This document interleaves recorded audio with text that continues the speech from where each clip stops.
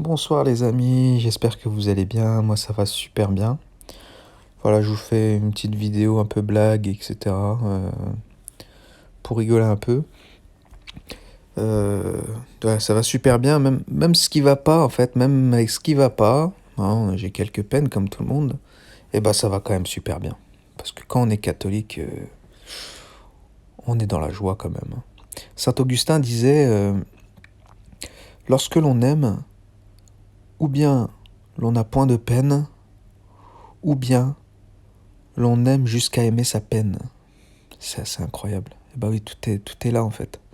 C'est-à-dire que notre peine, le catholicisme nous pousse, Jésus nous pousse à aimer notre peine pour aimer le Seigneur encore plus, pour nous rapprocher encore plus du Seigneur. C'est magnifique. Donc voilà, je voulais vous raconter une blague. Moi, je connais quelqu'un. Alors, il a 50 ans. Alors, ce mec-là, il a eu une vingtaine de femmes. Il a même eu une femme de 6 ans et qu'il a couché, elle avait seulement 9 ans. Il a tué plein de monde, il a violé, il a fait des razzias, euh, il a volé, il a massacré énormément de gens. C'est quand même assez incroyable. Et en bas, ce mec-là, en fait, s'appelle Mohamed. Ce gars-là, soi-disant, bon, personne l'a vu, personne l'a jamais vu, hein. Il n'y a aucune trace de lui. Il n'y a aucune trace de ce monsieur, nulle part, mis à part dans les livres islamiques, hein, parce que toute son histoire, elle est écrite que dans les livres islamiques, dans les hadiths et dans la sira de l'islam, qui a été écrite 200 ans après la soi-disant mort de ce personnage. Et ce monsieur serait l'envoyé de Dieu.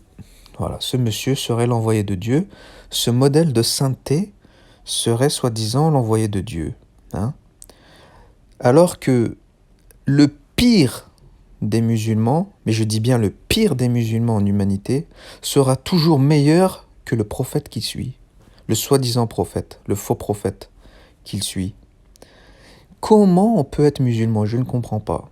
Comment on peut croire que un homme qui a trahi la majorité des 10 commandements, si ce n'est pas tous en fait, parce que euh, le soi-disant faux prophète était divinisé, hein, il faut le suivre à la trace, il faut s'habiller comme lui, il faut se raser comme lui, il faut aller aux toilettes comme lui, On dirait que en fait il y avait des caméras, hein, dans les hadiths, parce qu'il y a eu des millions de hadiths, ça il faut le savoir. Et ils ont fait soi-disant 2 recueils authentiques de Bukhari et Muslim, hein, où ils ont trié, parce qu'ils ont dit, il y en a trop là, 1 million. 1 million, hein. Sur 23 ans, vous divisez ça par le nombre de jours, ça vous fait plus de 150 hadiths rapportés, hein.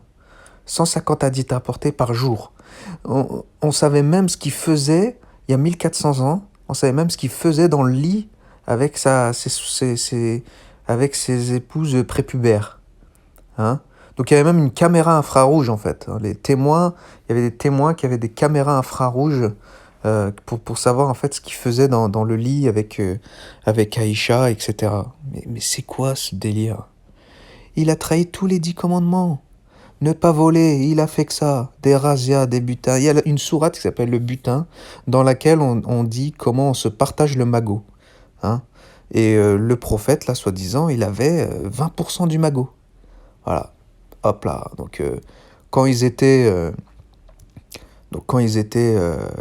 quand avec ses compagnons, ils étaient une centaine, bon bah les compagnons, ils en mettaient un peu dans leur poche. Mais quand ils sont arrivés des milliers, bah lui, il avait 20%, et les compagnons, ils avaient plus que des miettes du coup, hein. Mais c'est n'importe quoi, n'importe quoi. L'adultère. Mais l'adultère, nous, Jésus nous a dit une seule femme. Et on ne divorce pas. Voilà. Mohamed, il vous dit 4 femmes. Et plus lui, il en a eu droit à plus. Et droit des esclaves sexuels. Il faudrait que vous vous renseigniez sur les harems. D'où viennent les harems? Les harems, dans l'époque islamique, c'était un truc de fou. Les sultans musulmans, ils avaient des harems avec des centaines de femmes dedans, où c'était l'orgie totale. Une orgie totale. Ça vient de Dieu, ça? honnêtement. Ces gens-là viennent de Dieu. Il faut arrêter. Il faut arrêter. Quand je vous dis qu'il n'y a pas de débat, ouais, qu'il faut juste se réveiller, faut arrêter. Autre commandement, tu ne convoiteras pas la femme de ton prochain. Mais il faut répéter ce qu'a fait Mohamed. Il a même pris la femme de son fils adoptif. Et il a pris Safia. Mais il n'a fait que ça. Il n'a fait que ça. Tu ne convoiteras pas les biens de ton prochain. Les razzias, les pillages. Oh, l'islam, Mohamed, il se défendait. Mais comment ça, il se défendait? Il partage le butin. Il y a une sourate sur le butin et il se défend. Le butin, c'est quand on a attaqué les gens et qu'on les a dépouillés. Donc, voilà. Moi, franchement, je, je comprends pas. Hein. Donc, retenez bien ça. Le pire des musulmans sera toujours meilleur que Mohamed. Voilà. Il n'y a pas eu pire personne dans l'humanité que ce mec-là, en fait. Il n'y a pas eu pire que ce mec-là. D'ailleurs, c'est pour ça qu'il n'existe pas. Il n'a jamais existé. Le tombeau de Médine est vide, en fait. Il y a personne là-dedans. Il y a personne. Hein. Nous, on a des saints dont les corps sont restés intacts. À lui, il y a plus personne. Il n'a jamais existé. C'est Walt Disney, cette histoire. C'est Walt Disney version désert. Donc, clairement, hein, Dieu, il a fait alliance avec Isaac, avec les Juifs pendant plusieurs centaines d'années, jusqu'à Jésus. Et voilà. Et son alliance, il l'a fait. Si vous l'avez lu l'Ancien Testament, mes amis musulmans, vous verrez que l'alliance, elle est avec Isaac, elle n'est pas avec Ismaël ou je sais pas qui. Elle est avec Isaac et jusqu'à Jésus. Et après, c'est terminé. Jésus, c'est l'alpha, c'est l'oméga. Après, c'est terminé. Dieu, il n'a pas été faire une alliance avec des bédouins d'Arabie qui vous demandent de boire de la pisse de chameau dans les hadiths. Arrêtez, ayez un peu de respect envers Dieu quand même. Si vous êtes croyant, regardez les choses en face. Là, c'est les textes, vous lisez vos textes. C'est une catastrophe. C'est une catastrophe. Et on est là, vous croyez vraiment à la légère. Vous croyez à la légère, voilà. Euh, Paradis charnel. On vous dit dans le Coran que l'alcool, le vin est une boisson divine. Ensuite, le bon Dieu il se contredit, quoi. Vous faites même contredire le bon Dieu, où il dit après, non, en fait, n'approchez pas de la prière quand vous avez bu. Ensuite, on vous dit l'alcool, il y a plus de mauvaises choses que de bonnes choses. Et à la fin, parce que la dernière sourate qui concerne l'alcool, c'est l'avant-dernière dans la chronologie de l'Hégire, c'est la 113e sourate, où le soi-disant prophète aurait dit, là, dans le Coran, c'est écrit que le vin, les jeux de fléchettes, etc., c'est l'œuvre du diable, on arrête. Donc Mohamed, il a tout bu pendant toute sa vie. Une fois qu'il n'y avait plus d'alcool, il dit à tout le monde, voilà, c'était juste avant sa mort, il dit on arrête de boire. Voilà. Voilà la vérité venue d'Orient. Alors qu'on a eu des pères de l'Église qui nous ont enseigné une vraie science de Dieu, un approfondissement incroyable de ce qu'est, de la connaissance de Dieu, etc. Et on vient nous raconter après que Mohamed est le dernier prophète et que c'est lui qui a la vérité. Mais la vérité, elle ne vient pas de l'islam. Hein. L'islam, écoutez, il y a 2 milliards de musulmans. Ben, sachez qu'il y a 5 milliards de non-musulmans qui voient l'islam comme une aberration, en fait. Hein. Donc, qui en ont peur même. Qui en ont peur. Parce que c'est aussi que des massacres. Donc voilà, Voilà, en plus, alors j'ai entendu aussi beaucoup qui disent ah oui, on est plus chrétiens que vous. Hein, nous les musulmans, on est plus chrétiens que vous. Mais vous vous moquez de qui là? Vous moquez de qui là? Ah oui, parce que Jésus, on lui fait pas dire ce qu'il a pas dit. Hein. Et puis nous, c'est un prophète, et puis on l'aime comme prophète, et voilà. Ah ouais, d'accord. Hein, et puis il va vous tourner le dos le jour du jugement dernier. Ah ouais, d'accord. Ah bah, le jour du jugement dernier, déjà, c'est Jésus qui va nous juger. Hein. Si vous avez lu la Bible, vous savez que c'est Jésus qui viendra nous juger. Voilà. Et il a le pouvoir sur la terre et dans les cieux. Donc, qui a le pouvoir sur la terre et dans les cieux, si ce n'est Dieu? Qui peut juger si ce n'est Dieu? D'accord? Donc, voilà. Vous, Issa, vous croyez en Issa, ce n'est pas Jésus. Vous croyez en Issa. Issa, fils de Myriam. Myriam euh, qui est la sœur d'Aaron dans le Coran. Sachez qu'il y a 1200 ans d'écart. Hein. Marie, la Vierge Marie, elle n'est pas sœur d'Aaron. D'accord? Elle n'est pas sœur d'Aaron. Il y a 1200 ans d'écart. Vous croyez en Issa qui est né sous un palmier, hein, à qui Allah a fait apparaître des dates pour qu'elle puisse la réconforter, comme si une femme qui est en train d'accoucher, eh ben elle a besoin de dates. Hein. Nous, on croit en Jésus, il est né dans une étable, il n'est pas né sous un palmier. Hein. Donc on ne croit pas à la même chose, on n'a pas le même Dieu déjà, on n'a pas le même Dieu. Nous, notre Dieu, il est trinitaire. Vous, votre Dieu, il n'est pas trinitaire, donc c'est pas le même Dieu. Nous, notre Dieu, il a un fils unique qui s'appelle Jésus-Christ, qui est la deuxième personne de la Trinité. Vous, votre Dieu, c'est pas le même. Il est mutilé, le vôtre. Le vôtre, il est handicapé. Le Dieu de l'islam, c'est un handicapé. Vous l'avez rendu handicapé. Bah oui. Nous, Dieu, il a créé il a anéanti le peuple de Noé. Anéanti le peuple de Noé. Et il a eu besoin de personne pour le faire. Vous, votre Dieu, ben, il a besoin des hommes. Il demande aux hommes d'aller combattre au nom d'Allah. Hein. Vous l'avez rendu handicapé. Moi, j'aurais honte, hein, franchement. J'aurais honte de croire à ça. Je ne condamne pas les musulmans, parce que la plupart des musulmans, ils n'ont jamais lu, donc ils croient parce que leurs parents croient et leurs grands-parents ont cru à ça, et ils pensent sincèrement qu'ils croient en Dieu, donc en ça c'est louable, et je trouve ça, et beaucoup ont très belle religiosité, une très belle spiritualité, et humainement n'ont rien à envier à qui que ce soit, mais celui qui a lu le Coran, qui a lu les hadiths, excusez-moi, pour moi, celui qui met foi là-dedans, il n'a plus grand-chose d'un être humain. C'est terminé. C'est terminé. Ça pousse au crime.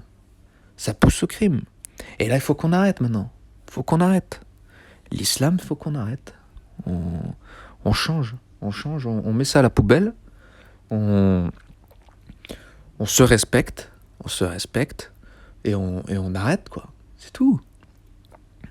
Donc là, les musulmans, ils disent non, l'islam c'est la vérité, vous êtes islamophobe, etc. On n'est pas islamophobe, il y a de quoi être islamophobe. Hein, puis on dit l'islamophobie, quoi, c'est la peur de l'islam. Il y a de quoi avoir peur de l'islam, non?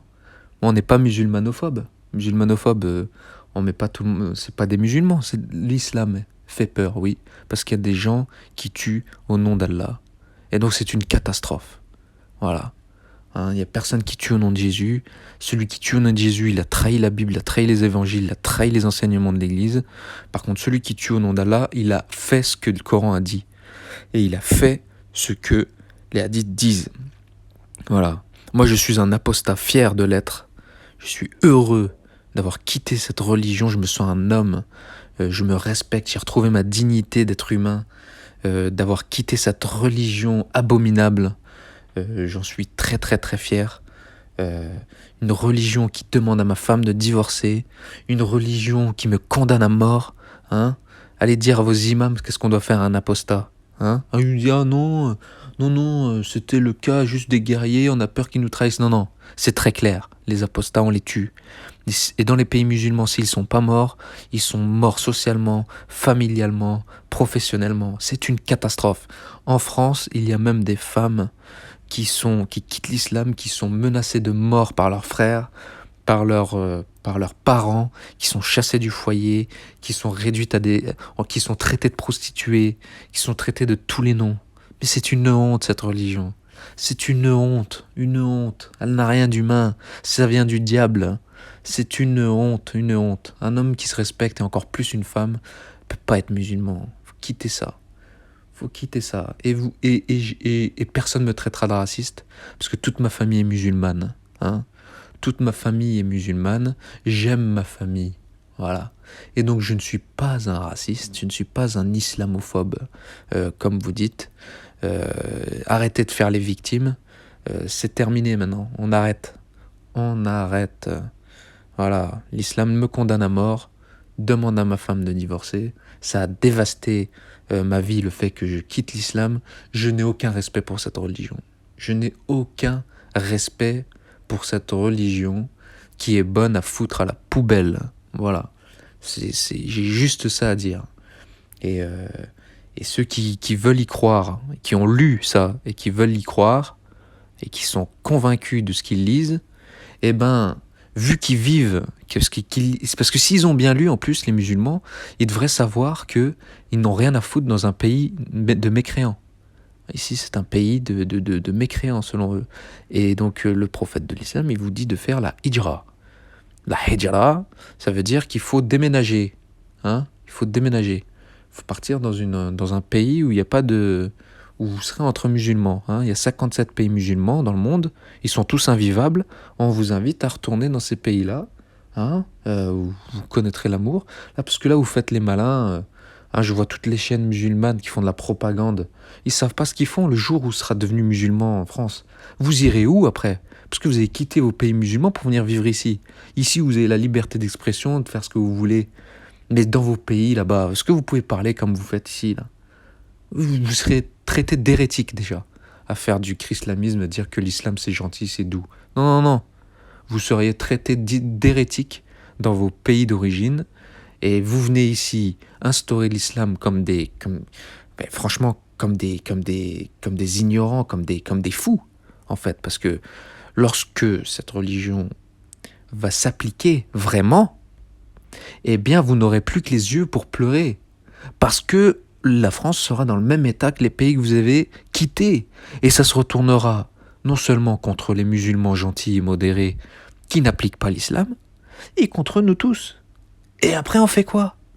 On fait quoi? Voilà. Mais réfléchissez, réfléchissez.